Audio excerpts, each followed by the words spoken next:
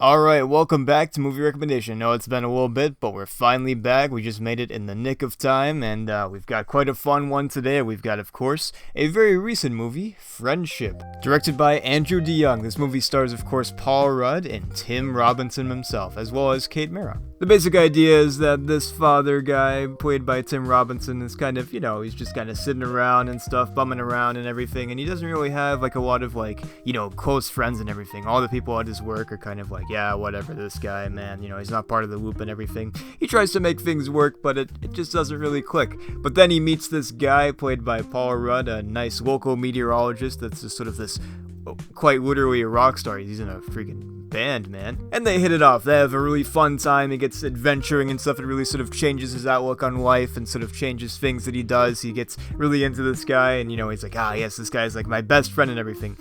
But then things sort of sour, but he's like, he's still so attached to this guy and everything, so it's, it kind of becomes not as mutual anymore and everything, so it's kind of this fun, give and take of oh, this guy is still so obsessed with his friend and everything, but his friend's like, nah, man, I don't think this is gonna work out, he's sort of he got a little too weird on him.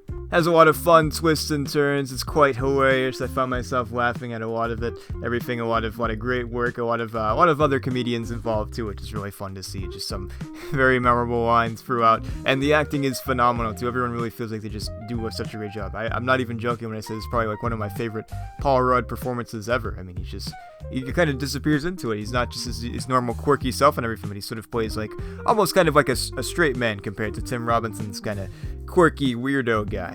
It really is such a fun time. I feel like it's flown under the radar a little bit, but it really is worth a watch. If you love some nice comedy, some fun stuff right there, you gotta watch it, man. And special shout out to my good friend Chris for recommending it to me. I don't know if I would have watched it without him, so thank you for that. Anyways, I will see you all soon.